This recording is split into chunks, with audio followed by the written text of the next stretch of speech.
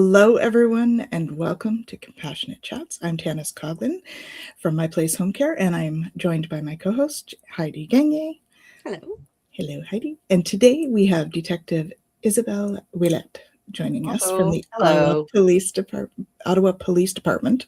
Department? Is that what you... Service. Service, yeah. Service, yes. So we are thrilled to have you. Yes. Isabelle, thank you so much for joining us. Be here. So we're talking about elder abuse today. Yes. So maybe you'd like to share with people what it is that you do. Yes, I'd love to. So my name is Detective Isabelle Oulette. I work in the Elder and Vulnerable Adult Investigations Unit at the Ottawa Police Service. I've been in this unit for roughly 8 years, although it's been in effect for many more years before that. Mm-hmm. The mandate of our unit is to serve the demographics 65 years and older, or 18 years and older, with some type of impairment, whether it is cognitive or physical. And we investigate in my unit crimes such as financial crime, sexual crime, physical crime against those two demographics.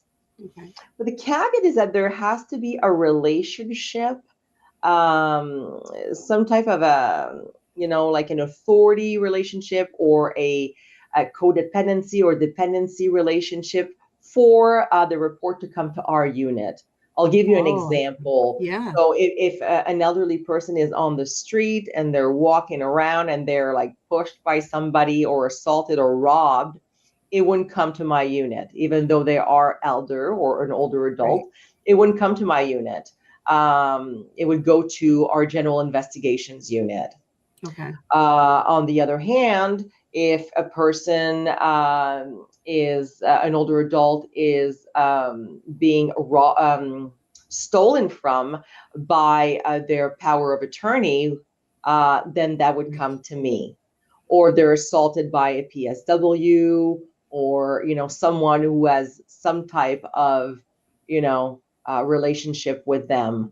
It doesn't have to be anything special for the relationship, but there has to be a relationship. Right. Yes. Now, we also don't do, we have a unit specifically for domestic. So intimate partner violence. We have a unit especially for that. So if an older couple or a vulnerable adults are in a setting of partner violence, then they would go to that unit. It's just the way that it's been devised. Yeah. Yeah. Okay. So that's what we do essentially. We do also a lot of counseling, a lot of talking, a lot of information giving. Yeah. So essentially that's what we do. Okay. Awesome. Well, that is very interesting to know that there's such a definition as to what you do. And I'm assuming when you call, they'll tell you, they'll know who to send it to, because that would be very difficult. How do I explain the relationship that they might have and everything like that? Yeah. So we kind of chatted earlier today, and I mean, we really want to know, what are the signs of abuse, especially considering your department covers, somebody with some kind of authority or the dependency on them. So how can a layman person that's coming in, like for us, it would be our PSWs and our companions going into this setting, what signs can they look for, or would be the first, maybe the top 5 things to look at for each kind of abuse? Yeah. So, I mean, if you're thinking, for example, physical abuse, well, you're going to be looking at maybe injuries that were not there before that are there. And sometimes it's not always easy, because as we age, our skin becomes, thinner and thinner, and we bruise easily, and we wound easily, and we tear easily. But, but that's why, when they are in either long-term care or retirement homes, there's body inventories being done so that, there's bruises being noted, so that's how they monitor, what is natural injuries versus assaults, so there are things in place for that. But yeah, in terms of physical, we're looking at injuries that were not mentioned or in the notes, that were not noted before. We're looking at injuries that maybe were in certain phases of healing, we're looking at that. Maybe someone is falling over and over again. So do we have broken bones? What's happening? We have dehydration, sudden weight loss. Maybe we're, that could indicate also if there's a change in behavior, that there's an over medication going on, they sleep more, they're less, then there's less care to be provided. So, sometimes we will see that whether they over medicate, whether it's a parent or whatever, so that they don't have to, provide too much care, or they're not, so those are the signs to look for in terms of physical. For emotional abuse, although emotional abuse is not in the criminal code, and we get a lot of those calls sometimes, and it's something that we have to mitigate. We do, but it's not necessarily in the code. But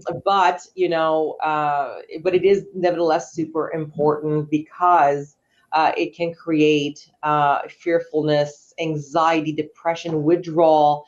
Because if your caregiver is the one who's abusing you, you're kind of in a catch-22. It's likely also somebody that you love, right? That so it's really, it's not easy, right? But there's a little bit of sudden change in personality or in mood. Maybe if, constant emotional abuse, or physical for that matter, or any abuse, a confusion, that there's a cognitive decline that occurs. There's a return on the inside, a quietness that kind of resonates. You just see the person looks and seems different. Right. There's an isolation, alienation from others as well, that can be seen. Other family members will see, oh, well, we can't go see our mom. My brother said we can't go in, see that all the time as well. Neglect, in terms of neglect, you'll see like unsanitary conditions, diapers or briefs not being changed, lack of food, heat, medical care, being alone when they shouldn't be, with no services. For financial abuse, we're looking at the pattern of spending, right? All of a sudden, older adults tend to, and even some vulnerable people really tend to have a regular, they're very ritualistic, they spend this much per month on this, go to bingo, go this, go do that. But then you have different patterns, of spending, where the money is just coming out, and it's like, oh, well, Mrs. Smith has never done that before. What are those thousands and thousands of dollars coming out of the account for no reason? So a change in the financial pattern, the spending pattern. Then you'll see sudden changes in wills, powers of attorneys. All of a sudden the will is being changed, and all of a sudden, you're no longer my POA. I want this person who I've never met before. You're gonna be my power of attorney. Unpaid bills. Despite having enough money. So what's going on? Where's your money going? What's happening? Right. So yeah, things like that. Do you find that for the financial side of things, the fact that so many people purchase online and everyone uses debit, that those transactions are kind of easier to find as opposed to just large cash withdrawals? Or is that be something as well, like the large cash withdrawals versus regular purchases at, like, why are you buying this from Bath and Body Works? You don't use it, and that sort of. Yeah, I mean, we see all kinds, honestly. Like, the perpetrator can be someone close, or someone that just, from a scam. or a PSW, personal support worker. It could be really anybody in their, environment. And, trust is something that our elders have, because they come from a generation where everything is, everybody's good and everybody is, Face helping value. each other, yes. Yeah. And so they're just trusting in nature. And so if someone says, well, I can do that for you, just give me your debit card, I'll return it to you. And then, they get very trusting, and sometimes they'll engage in transactions by providing your card, which we all know it should not be done. Yeah. Things kind of get out of hand a little bit. Yeah. So I think a return to, good old going to the bank, having that person in front of you, knowing where the money is going, where the money is coming out. If that can't be done, the banks they all have teams that work with elderly clients. Okay. And they have investigative teams that can protect them and set them up in a way that it's harder for them to either fall to be defrauded, essentially. Mm-hmm. Alerts can be put on accounts, where it's like, okay, well, this is what I spend every month. If you see anything different, like give me a call or let me know, or, but sometimes it happens too late. The person is actually not really suffers from dementia, and abuse has been going on for a long time, and the siblings find out later on when the bills are not getting paid, or when yes. But just to kind of, I feel like I didn't really answer your question, but yeah, there'll be the activity in terms of the way the money is stolen. It's either at the ATM with large amounts or frequent e-transfers, and sometimes it's so obvious because the client, the elderly person whose account it is, doesn't even know or own a computer or has never really conducted online banking, right? So I guess that would be another sign, like for the bank. If suddenly this person who has never used e-transfers is starting to use e-transfers and starting to do online banking, because I know we've had some clients that are like, yeah, no, I don't do e-transfers. I have friends that still refuse to do online banking. They're my age and they're like, nope, I don't want to do it. It scares me. So, I guess if suddenly somebody is emphatic against e-transfers or suddenly doing it, you're like, okay, wait a minute, something's wrong there. Yeah. That can't be There's right. nothing wrong with a good old-fashioned way either. I think there needs to be a pause on, we have a whole generation who needs to, who have been, unwillingly, really, obliged really to function a certain way. I can think of my father, who all of a sudden they won't send him paper bills anymore, they force him to go online, and I'm like, well, wait a minute, you're asking him to do something he's uncomfortable with, something he doesn't understand, and if he doesn't understand it, he's more susceptible to fall for something that's not right. So let's just not do that with the people or the generations that are not comfortable with that. There's got to be a balance. Yeah. And sometimes it's just not trusting that, because they don't know. My dad is 80 and he has designed computer programs to help with, geological surveying of Mars, but he is still very hesitant about doing too much online banking because, they don't trust banks very much right now because they lost during the 2008 collapse there. So, but you also have all these people that have lived through these stages of life and are, feel like they can trust their family, and it's their family that's causing the problems. And like you said, they're just used to everybody being at face value. Yes. Good people. Yes. And, when your word meant something, and when you're, a handshake was enough. That's right. That's right. Yeah. And now I'm like, okay, nope, I need a contract and I need to read it and I need to make sure that everything is correct, because I have been burned in the past. But some of the seniors that are vulnerable have never had that happen, luckily. Exactly. Yeah. So, okay, so what do you do if you suspect some kind of abuse? What should you do as just the person prior to calling the police? Do you need to get evidence? Do you need to start finding a pattern yourself? What can you do?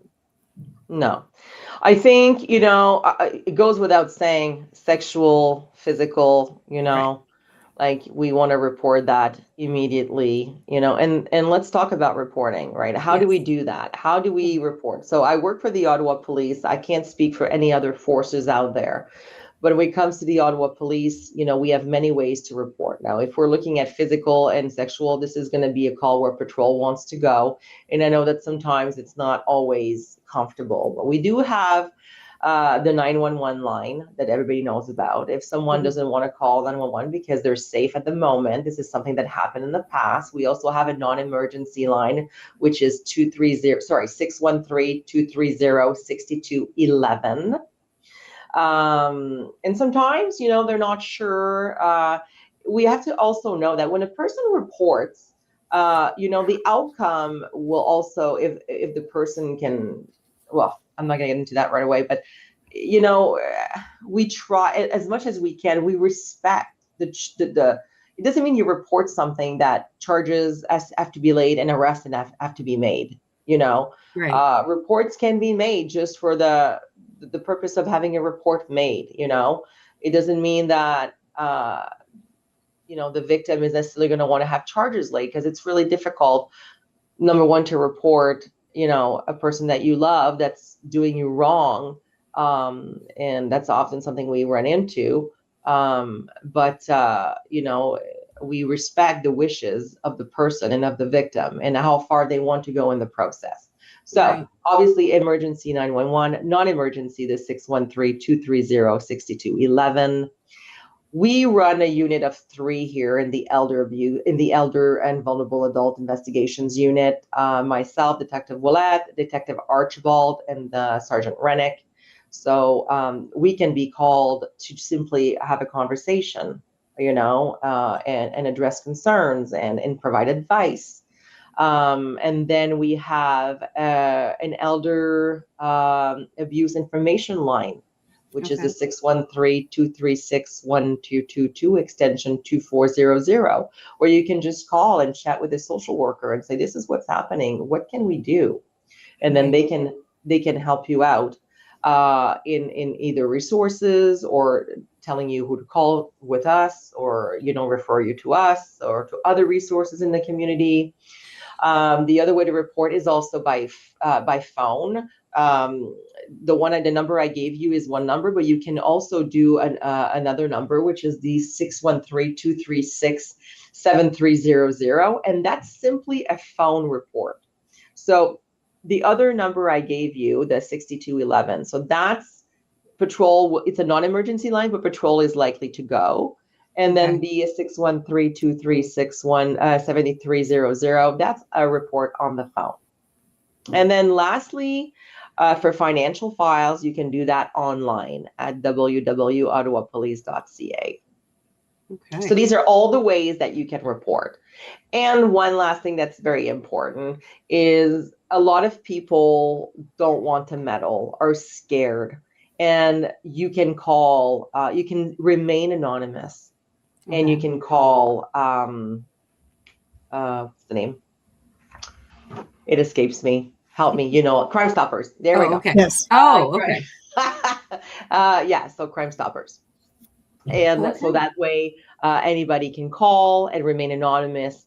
And that way we are alerted to either do a wellness check and to make sure that the person is okay.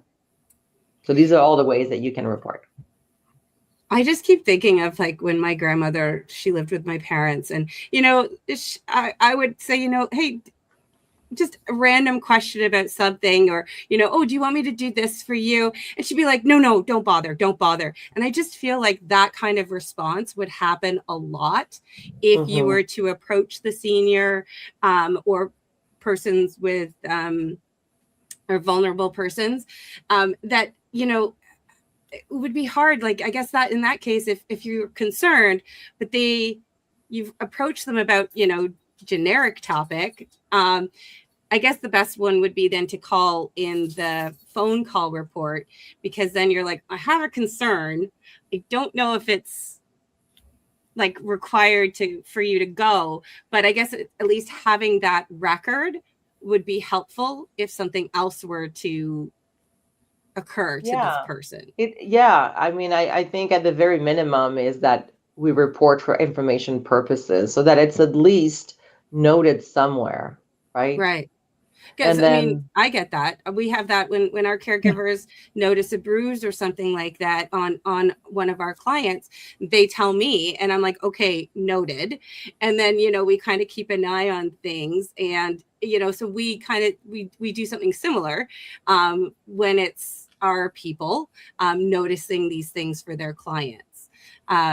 Like I had mentioned, we have that question in our interview process of what do you do? Because it is scary to think, like, if you're an outside person coming in to help this, you've been hired to help this family. What if it's the family that's causing the problems? Like, how, as a private caregiver, knowing you can call the police and call that number, at least you can report it and it can be looked into without having to go through the family. Because it could be somebody in the family. Absolutely, and it's a scenario that the scenario you just mentioned is constant.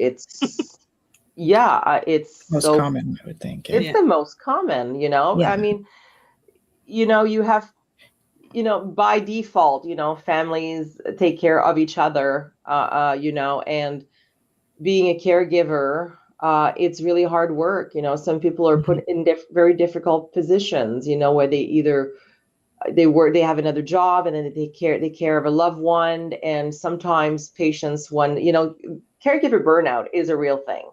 And I think we need to recognize that. And they also need to receive resources, and that's why it's so important, to be well set up, to ensure that you're not doing all this by yourself, because you will burn out, which will lead to, a lack in judgment, and like I said, and being impatient and going too far and saying words that you don't mean, and maybe just not providing the care that you should, being a little bit more aggressive than you should be, so that's, and so when we have, services being provided in the community, we rely so much on the eyes and ears of our caretakers, but the people our PSWs from agencies who are going into those, we have a lot of those coming in, when they say, hey, like the husband is being really, impatient. He talks to her very rudely, or the son, he's not really, does not treat him or her properly, or I saw him, like hit her or spray her with Febreze, or like, I mean, so many things. So the involvement of the community workers who go into those residences is essential, and they need and have to report what they see. Right. Well, in whatever manner they choose to. Right. It is important. It is, because from the beginning, it is underreported for so many reasons, one being because, that generation, elderly people, they've been through so much already, they've had a lifetime of things. They have a softer heart, more trust. They're just kind in nature. And they're tired, or they don't know how, so they don't say anything, or their abuser is their son or daughter or husband. And so they're just going to take it, because if they say something, then they're going to potentially lose their care and end up in a home. So that's not, going to work. So then they don't say anything, there's a tunnel vision that occurs where they feel stuck, when really they're not, because there are options, There are options. So there are so many options. Well, they tend to be very private too. in that They generation. do, yes, they They do. don't want other people knowing You don't want what's to bother happening. anybody. You don't want to be Yeah. a burden. Yeah. There's also shame, Yeah. There's shame in admitting that, either you've been scammed or someone you love is mistreating you, and that victim also mentality where it must be your fault. I must have done something wrong. Well, I would think a parent too would be hard, even harder. Yeah. If it's the Sorry. the child abusing the parent Yeah. would be like, I raised him to do this. That kind of there would be that And kind of guilt what we too. see often though is that you have people. You can have a family, for example, where now the dad has passed away, the other siblings have moved away, and then you have let's say a mom who's left with her 50-year-old son or daughter that never really kind of a failure to launch, I suppose. And they've had this lifetime of living together, right? This lifetime of banter and this and that. And so that gets harder and harder as they both get older and older, and eventually it really ends up at being a deplorable situation sometimes, like the houses are not clean, there's no food in the fridge, the person, the child who's now a full-grown adult never really got a job, so they are dependent on either mom's or dad's money and house, and even though, for example, even though the parent or the elderly person, would be more comfortable in a home and maybe even want to go to a home, but they won't, because where's Johnny going to go, right? What's going to happen to Johnny? So what's going to happen to my son? What's going to happen to my daughter? And so they stay, they stay. So it's so frustrating that there has to be a whole unit with dealing with for supporting people, because it's baffling to me that there would be so much. Yes, at least family, like family related, but then again, you also look at family dynamics of maybe mom or dad did not treat Johnny and Carol very well growing up, and now they're like, well, why should I treat you well? You treated me like garbage, or you abandoned me. And then you have all these crazy family dynamics. How do you navigate that kind of dynamic? We see that all the time. It's that's what I'm saying, that history, right? Where matters. I personally maybe would never speak like that to my father, and that would be, to me, let's say but to them, it's how they spoke their entire lives to each other, and to them, it's just the norm. But that being said, I think these scenarios, where we're talking more, where people are still living in their homes and not so much in a long-term care, because if you're in a long-term care and you are in a retirement home, there's a lot more eyes on you. There's a lot more accountability, going on. But when you're in behind your closed doors and in your own home, then really that's where it's a little bit more tricky or difficult. And I think the key is when if you're just even calling for advice, then the good thing about that is that everything that when you feel that you were locked in, where, what am I going to do? Well, by talking to us professionals, and social workers, you get to see all of the options that are available to you that can give you a compromise that really can work, where you can still be happy. There are so many services, so many things that can be given. Yes, we we live in a society where services are hard to get, but there are still ways. Right. And it's, but people don't know that they can get services at home. They don't know how it all works. Who do I call? How does it work? What can they offer me? Can somebody clean my house? Can somebody come and see me and bathe me twice a week? Can somebody that happen? Then the people do that? And it's like, yes, people do that, so just knowing the information can offer a clarity that is beneficial. Well, and that helps with the caregiver burnout piece too, right? If the It caregiver does. that they're with doesn't even know that that's available, or that they can get, a few hours respite once a week, like Yes, that can be a huge alleviation of stress just to have that absolutely. time. So, Yes, absolutely.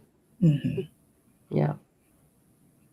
Now in the nursing homes and retirement Mm-hmm. homes, how do you determine? This is going to be a very personal question, not personal for me, but I mean like, you know, odd. Um, Odd. Okay. Odd. It's going to be odd because you hear about this. Um, there's dementia clients that end Mm-hmm. up, and one of them is like basically sexually abusing another one because they have dementia. I mean, how do Mm-hmm. you deal with something like that? Because the personal part would be this didn't happen, but I could see it could have had they been more mobile. My great grandmother was in a home, and they thought they were married because they both had the last name Morris. And Mm. so they thought they were married, and yet it wasn't. Like I could see that being if the both of them were dementia but more able, I could see that being an issue. You know what I mean? How would you handle something like that if it was happening? Like, because where does free will kind Mm-hmm. of? That's why I say it's an odd question, but Well, it's not odd because it's resident on resident abuse is happens frequently. mhm, Really, it's something that the long-term care facilities and mainly long-term care because the memory care, although you do have retirement homes that do have memory care Yes. units, yeah, Yeah. yeah, but the issue is when you have residents who are, exhibiting sexual aggression. Um, the problem becomes how do we provide safety to others? yeah. So Yeah. that's more a social problem than a police problem. Okay. So it's something that the community and the government has to figure out because it is a problem. Hmm. Now and removing this person and putting them where, if you have a Yeah. perpetrator who has advanced dementia and doesn't have in control really on doesn't really understand his actions and just is acting on impulses because of the disease or the illness, laying charges can be very difficult because they don't really understand the action that they are, but Yeah. sometimes we are forced to lay charges because it's the only way that we can actually affect a change in the current situation. For example, if I wouldn't lay any charges, there would not be any conditions on the perpetrator not to be near or in the vicinity of the victim. And Correct. Mhm. the only way to make that happen is to really lay charges. And then at that point, there's a forced change where this person has to be uh, relocated. But again, relocation is not okay. So it's necessary because the victim should not be Right. faced with her abuser or his abuser every day. Yeah. But then just moving that person and now into another memory floor at another location is not really going to make the community safer now, is it? No. No. There needs to be more resources, and that maybe that person needs to have a sitter 24/7 so that and that costs a lot of money. But this is Mhm. where we are at, right? Yeah. Yeah. So yeah, so it's like I said, it's more of a social problem and a healthcare problem Yeah. that we need to really pump up the services to ensure that we have safety in our homes. Yeah. You I know, just and wondered where that line was, because I guess it's about cognitive functioning then, right? yeah, I mean, a person cannot really be found guilty of something that they don't understand. Yeah. Yeah. But that being said, it's a case by case, Yeah. For because sure. also uh, people that are on memory care units, they're often locked units, Yeah. right? Hmm. Um, they might still have moments of lucidity and moments where they are, they have capacity. Capacity is very fluid, and it's such a Yeah. um, an interesting concept. You know, it's a continuum that moves constantly up and down. Once you have dementia, you don't get better from that. But I'm not saying that that's what's happening here. I'm saying that they have moments where they are better and understand better. You know, there's sundowning, you know, that's the concept, right? So in the morning, there's more clarity. And then by the the end of the day, then we see more confusion. We see more falls. We see that, you know, wandering off. Exactly. Yeah. So, yeah. So it is, it's a predicament. It truly is, into which there's no great solution. Well, I guess, like you said, it's an individual it's a individual case by basis. Yeah. Yes. Yeah. Mm-hmm. Yeah. But I can't believe that it's been a time already. Right? How did that happen? I don't know. I don't know. It was wonderful information. Well, thank you so much for joining us today. Thank you. And I really encourage anybody that if find themselves wondering, well, wander no longer. Give us a call and we will chat. That's right. There's 3 great people that are ready to listen. That's as well right. as social workers as well. That's right. Any Absolutely. questions? Thank you. Thank you so much. Have a great day. You too. Bye-bye. Have an awesome day, everyone. And don't forget to join us at the end of the month for Compassionate Conversations. Bye now.